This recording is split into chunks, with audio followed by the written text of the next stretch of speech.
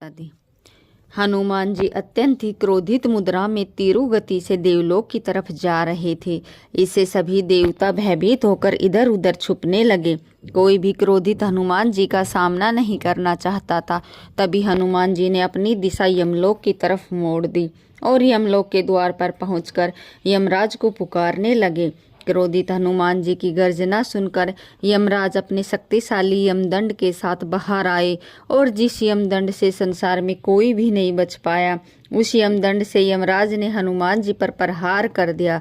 दरअसल गंधमादन पर्वत की कंदराओं के बीच माता अंजना के कमरे में एक भयानक सन्नाटा पसरा हुआ था।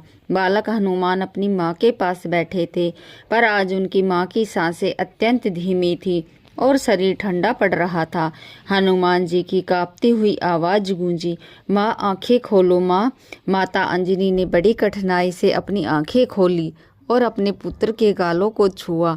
उनका स्वर एक धीमे स्पंदन जैसा था। वत्स, मेरा समय आ गया है, अब मुझे जाना होगा। नहीं माँ नहीं, हनुमान चीख उठे, आप मुझे छोड़कर कहीं नहीं जा सकते। परंतु विधि का विधान अटल था। अगले ही क्षण माता अंजना का शरीर निश्चल हो गया, उनकी सांसें थम गई। यह देखते ही बालक हनुमान की आंखों में प्रलय की ज्वाला धधक उठी। उनका शरीर अग्निपुंज की भांति तपने लगा। उनके भीतर का रुद्र जाग उठा और उस एक चीख से संपूर्ण ब्रह्मांड कांप गया। किसने साहस किया मेरी माँ को मुझसे छीनने का? कौन है वह जो मेरी माँ को ले गया? क्रोध और पीड़ा से भरा बालक हनुमान खड़ा हुआ, पर अब वह केवल एक बालक नहीं बल्कि स्वयं महाकाल का रूप ले चुका था। उनकी भुजाएं फड़कने लगी तथा आंखों से विद्युत की क्रोंद निकलने लगी। उनके शरीर का तेज सहस्त्र सूर्यों को भी फीका कर रहा था। तभी बालक हनुमान जी ने गर्जना करते हुए कहा, यदि मेरी माँ नहीं तो यह सृष्टि क्यों, यह ब्रह्मांड क्यों? कौन है वह मृत्यु का स्वामी? आज या तो मेरी माँ लौटेगी या इस ब्रह्मांड से काल का अंत होगा। और अगले ही पल उन्होंने पृथ्वी से ऐसी छलांग लगाई कि आकाश फट गया। उनकी गति प्रकाश से भी तीव्र थी।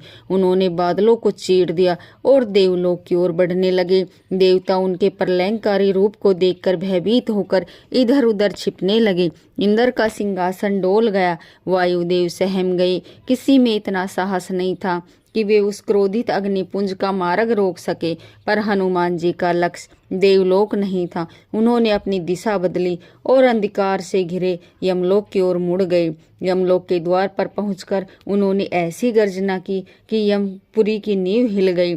कहाँ है मृत्यु का राजा, कहाँ है यमराज? आज अंजना का पुत्र उनसे न्याय मांगने आया है।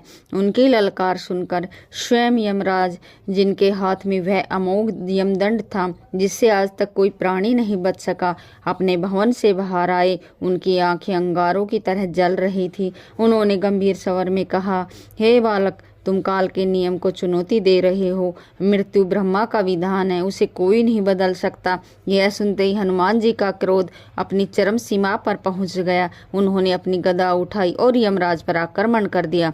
यमराज ने अपना यमदंड उठाया और हनुमान पर प्रचंड प्रहार किया।